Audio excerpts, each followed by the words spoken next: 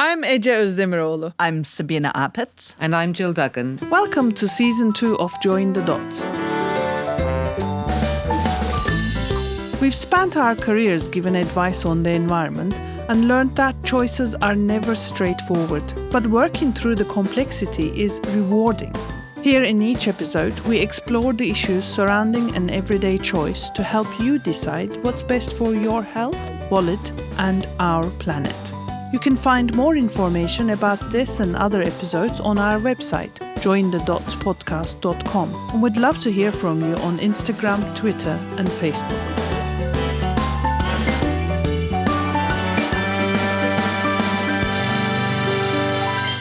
This is the recording of second episode on war in Ukraine and its human and environmental impact. And I'm joined again by Alla Ljungman. Hello, Alla. Nice to see you again, although we both wished not to be speaking about this a second time.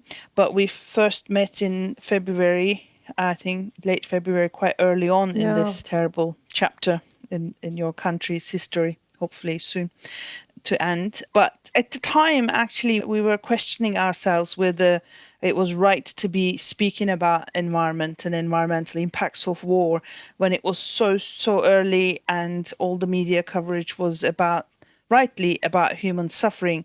But you actually made the point in that conversation that we can't separate people and environment. We're part of nature, and any negative impact we have on nature, and war has many devastating impacts, is going to affect us. It's not that we don't value people, that we want to talk about nature, but we want to bring this into the long list of terrible things war brings us.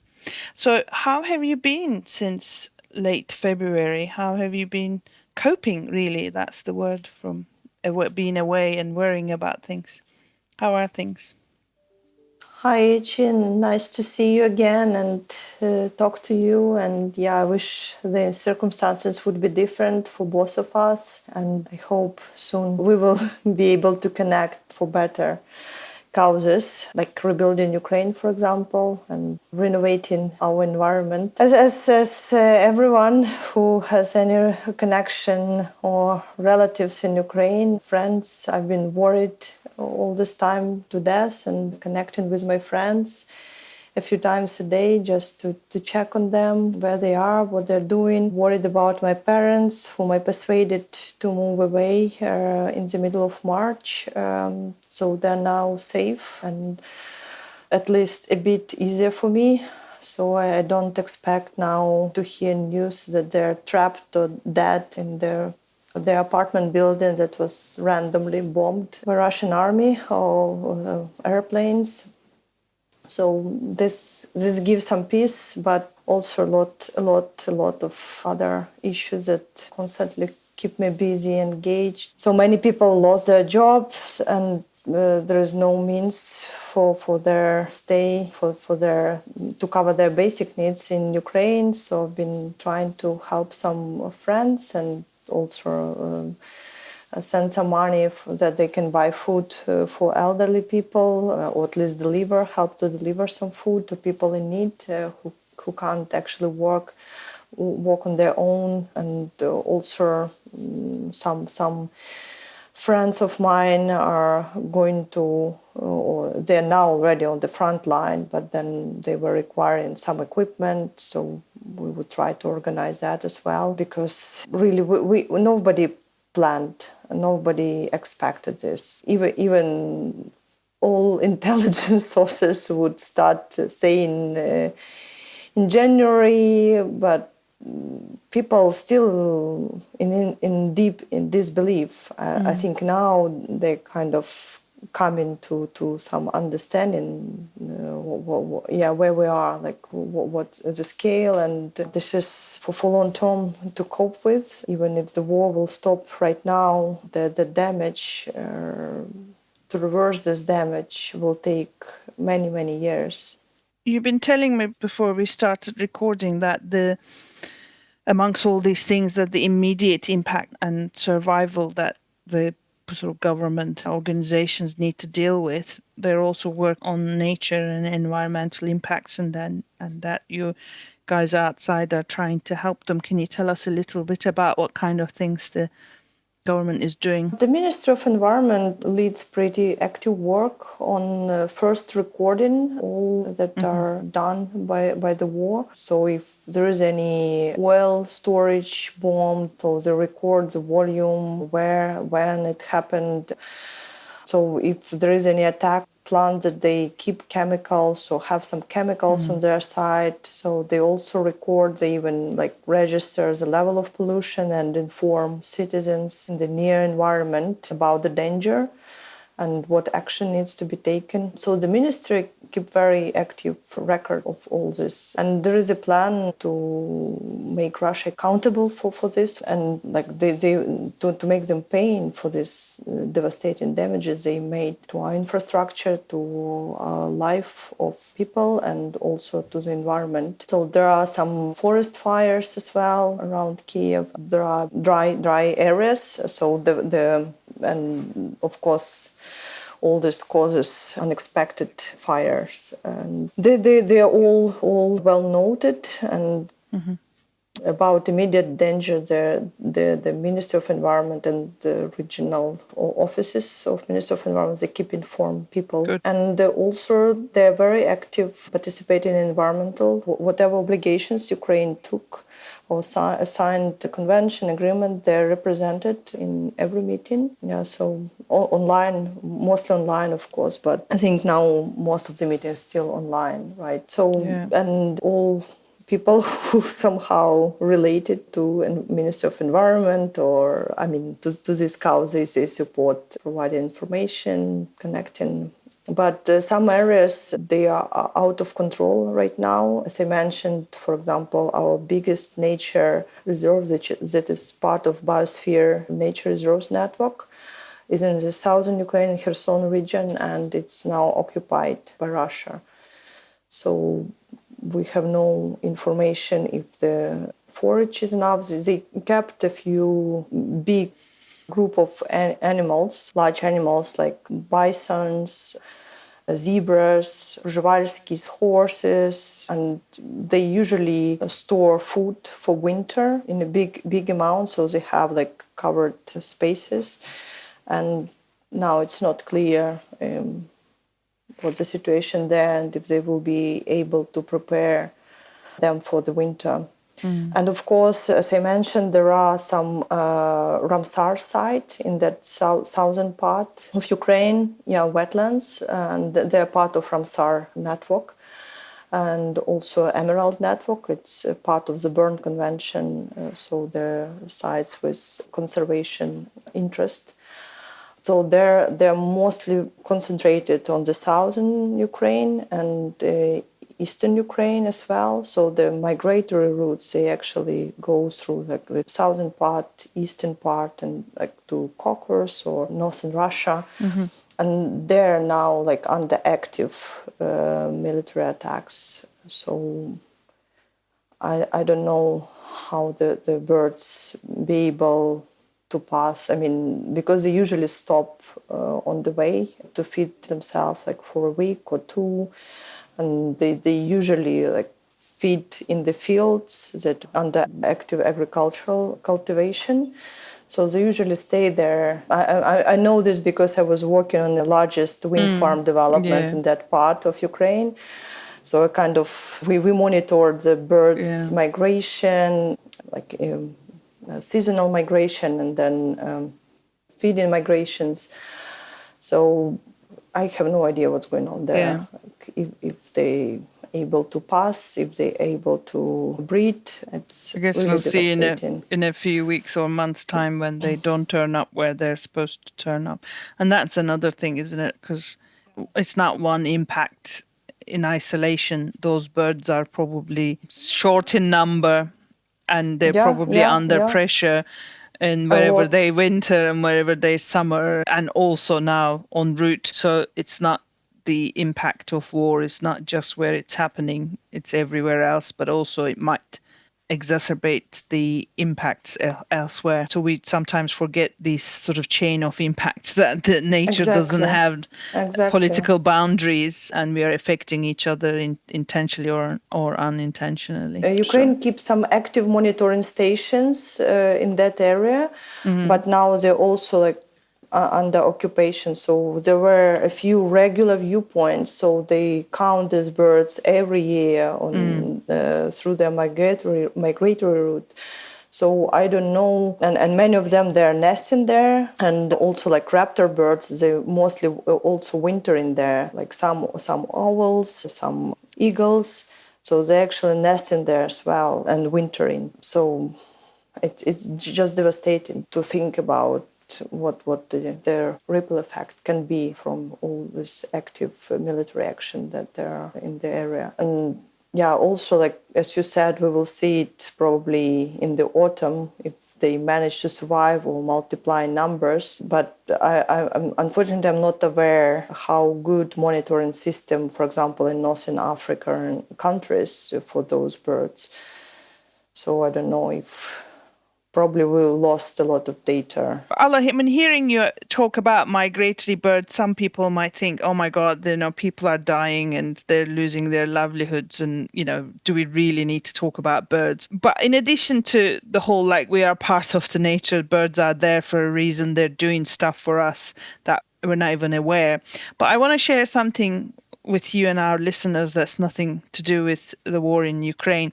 I saw this, and we can share the link in our website, but I saw this data visualization which was showing in the South Pacific the shipping routes, the big ships like super tankers and big ships with kind of brown lines going around really busy routes, and one blue dot that showed a whale, a tagged whale, trying to make its way up and down the Pacific, trying to avoid the super tankers.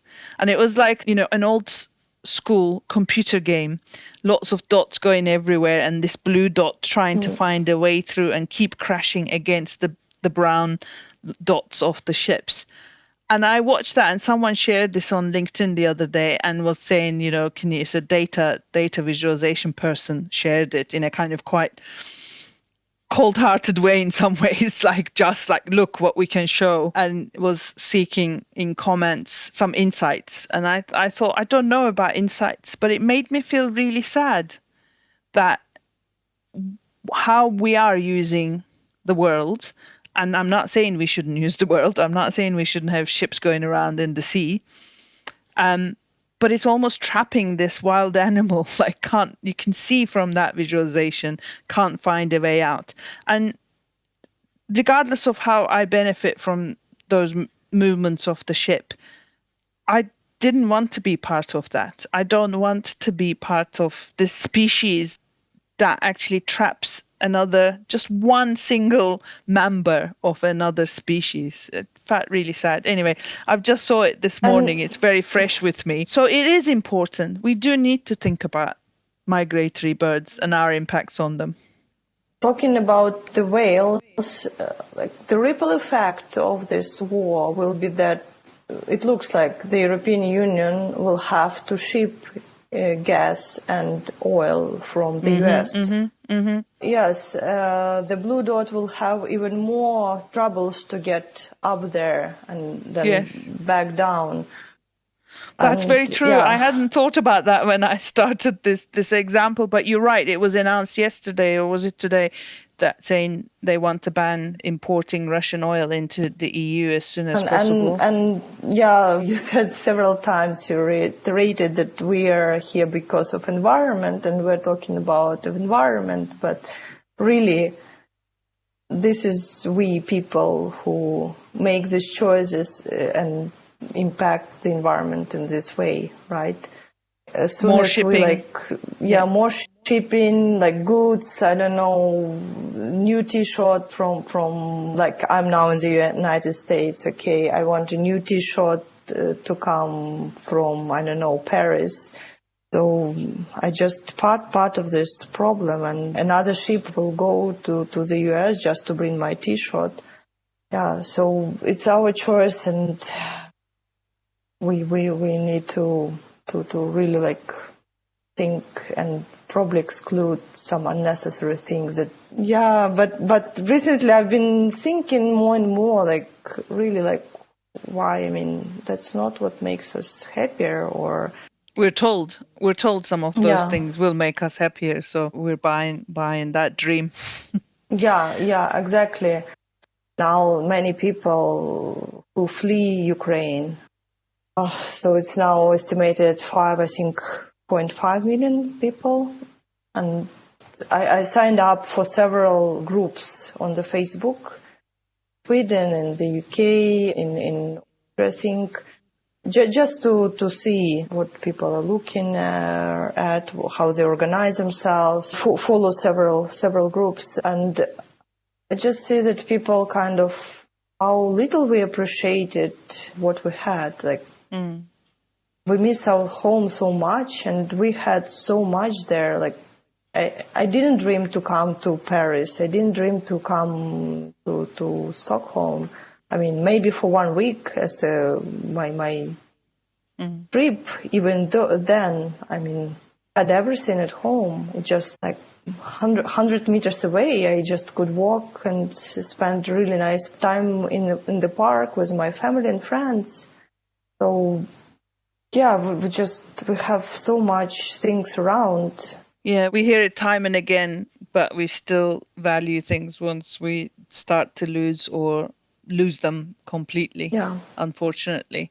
And I think the reason you, me, and several others are working in the environmental issue, and we don't always want to be talking about doom and gloom scenarios, but you know that you can see some stuff is coming down the road, so Yeah. it's worth remembering. It's worth actually just know what could go wrong to appreciate what we already have. And I think also what we've already done, I mean, we talked about if EU doesn't buy oil from Russia, you'll have to ship it from US or other sources. In the meantime, we also caused lots of environmental impact building pipelines, and loads of environmental impact, shipping things on the road or rail. Like, all that investment is, we would say, economists would say, oh, they're sunken costs. You don't, once you spend the money, you don't worry about it, it's gone. But actually the impact is there. It's not gone. It's the impact of all that is there. For the energy as well, it's lots more people. This is just to let you know, in the UK, we've been saying more and more, we have to reduce our dependence on oil, if nothing else, to be able to not be so dependent on oil providers, because they could And technologies are turn there. against. I mean, and Exactly. they've been there for a long time. When I started in 2006, we had already, we had one of the speakers, our course invited a lot of speakers, like you, for example, you came and taught us on cost-benefit analysis. We had other speakers. It was very applied course. And we had a speaker from that project, I don't remember, it's like zero emission, super efficient, BEDZ housing project. Zero emission housing in Bedfordshire. I got in touch with the presenter, and I went visiting it. And it was built like in 2002, something like that, like in the beginning of, so the technology are around for more than 2 decades. Yeah, instead absolutely. of like investing into like fossils, can you imagine in 20 years, where our housing would be if we invest and direct the money for the right cause? But because it was kind of, easier, the way was clear, why to invest in research and development if we already have some path which is known. And I think more money to be made by certain people. Yeah, exactly.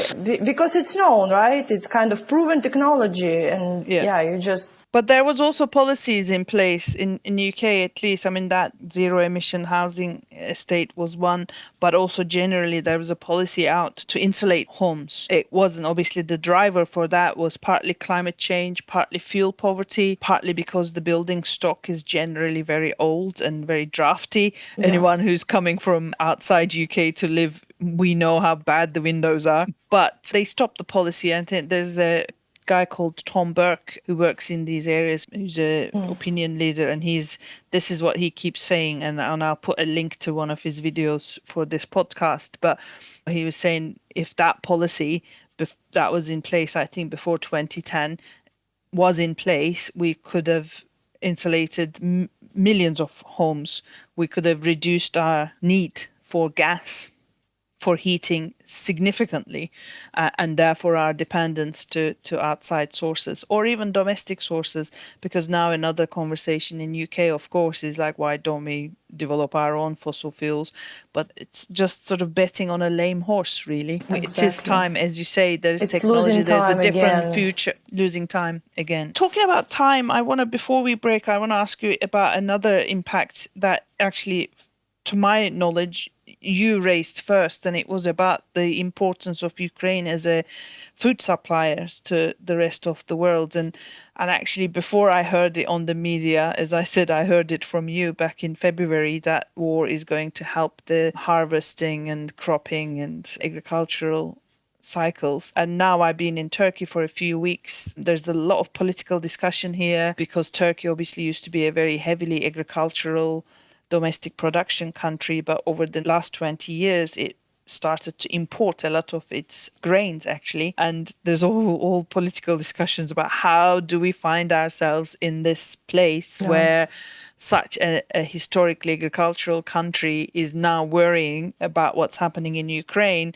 because they used to import so much grain. So globalization maybe wasn't that good in everywhere, but do you have any updates for us on the agricultural impacts and what's happening? Of course, probably will have issues, for itself as well. So, like now, Russian army actually took even what we had in our storages in the eastern and southern part. So they shipped away a lot, like 5 million tons. I can check the number and recent number. And I think we are planting where we can, but the problem that a lot of areas, for example, around Kiev, they used cluster bombs, so the territory covered with mines.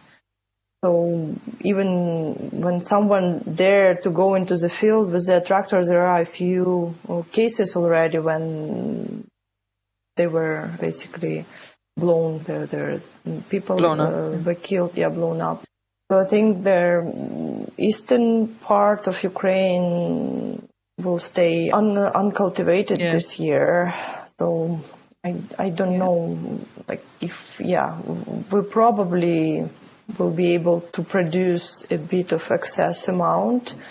And now they're discussing how they can provide, but our also like ports are blocked, so we can't deliver it anywhere. So the Black Sea is closed, our ports under attack. So I don't think we can guarantee to anyone delivery of any food from Ukraine.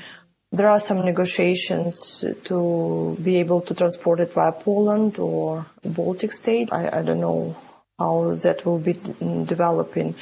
And I listen on a regular basis to the daily podcast. There were, like at the end of April, I think it was a program there where they discussed this food shortage that is coming. And it's very serious because apparently, I was not aware about that, like Brazil is one of the largest food producers as well. And apparently they use a lot of fertilizers and mostly from Russia. And now the main concern that the fertilizers, because of their sanctions that are imposed, so they won't be able to buy those fertilizers and even deliver to Brazil.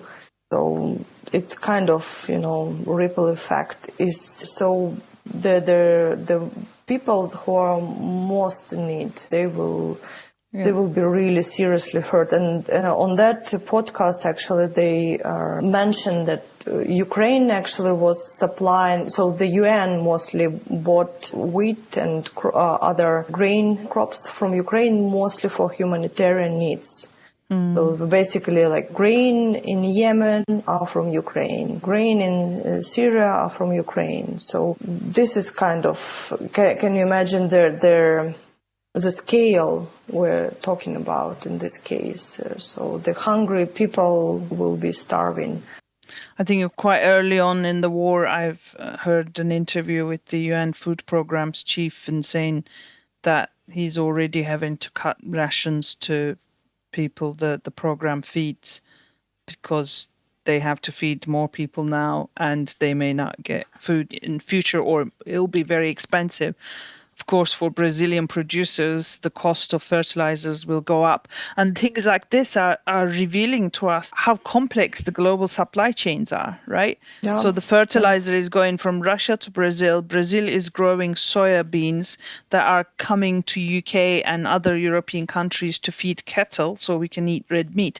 I mean, obviously, Brazil produces other things and meat itself, meat included, but we're going around the world several times to be able to, one of us, to eat a piece of steak every now and then, hopefully not even all the time.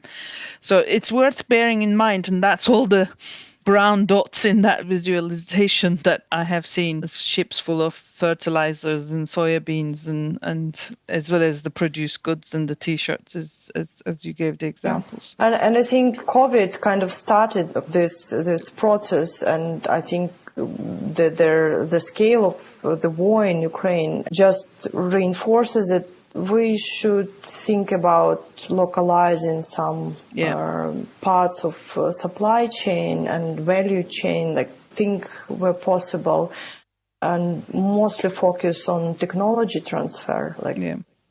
Because when we say produce and eat locally, produce locally, other things, we're not talking about the opposite of globalization necessarily. We're not saying we must all close our borders, look inwards, fear the others, fear other countries. That's not what we're talking about. We're actually almost produce local for the benefit of everyone else as well, because all these emissions, all this damage is affecting everyone, not just us, or not just the person who we're talking on stay behalf open. of. For me, I mean, one of the most tragic impact that this war has on me, it's like revelation that the Europe kind of, the European countries, I looked up at them in terms of technology, and they kind of turned their back and started to develop and buy this gas and look backwards. For me, it's most devastating.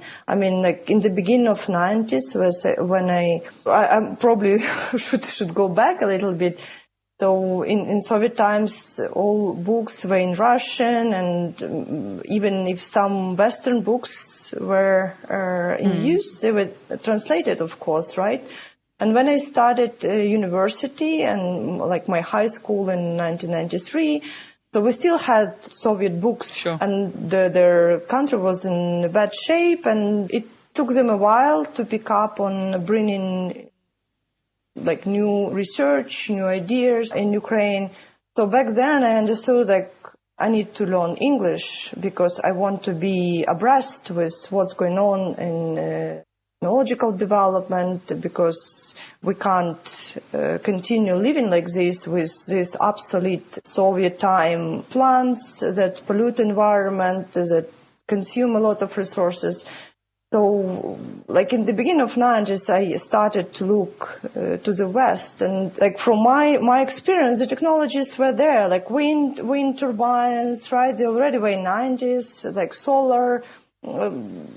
And for me, it was obvious choice. I mean, why to continue investing in oil, gas, and all this stuff if we have already something to develop, to think about. Yeah, like disappointed. I'm You're so disappointed what you looked up to didn't turn up. Why so much time wasted, and why Ukraine is now paying such a high price for what can be easily avoided.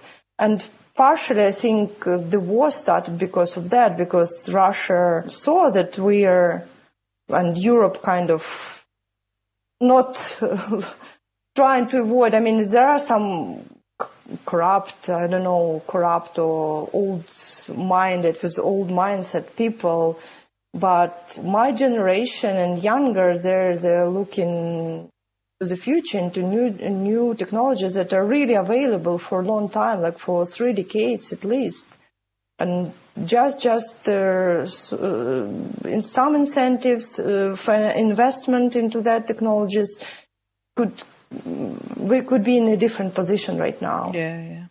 And completely different. And now, Ukraine added so much to our energy mix of renewable energy generations. So we probably added several gigawatts of wind and solar. So we added so much renewable energy, and most of them are in the southern Ukraine. So now, of course, we do not control the territory, and I think they were seen like a threat, all these recent developments in Ukraine. Yeah, we talked last time, right, that I saw the positive changes, and I saw their positive changes, and I hope they will persist and heal up. After this conflict, even the price we're paying is tremendous and heartbreaking and really devastating to think about, that my classmates and their children now have to be on the front line and expect some bad news, but I'm sure Ukraine will sustain and persevere and will prosper. I'm really happy that our Western neighbors now realizing that and also making necessary steps to change their policies and provide necessary incentives to put us all in a better place in the next 5 years. Hope. Thank you. Despite of the price Ukraine is paying right now in terms of human resources, infrastructure, nature, I'm glad to see that our Western partners, they understand the situation and they provide support and sure that Ukraine will prosper, and all together we will build new sustainable Ukraine, Europe, and we will be in better place in 5 years altogether. That's a very, very positive and hopeful place to end this conversation. I hope next time we speak will be on better news, covering better news as well. Yeah, I hope. But thank you very much for your time. Thank you very much for giving us more insights. And I wish you, your family and friends and everyone back in Ukraine the best. Thank you for listening. Thank you to the rest of the team, Neil McCune and Anna Gunn. You can find more information about this and other episodes on our website, jointhedotspodcast.com. And we'd love to hear from you on Instagram, Twitter and Facebook.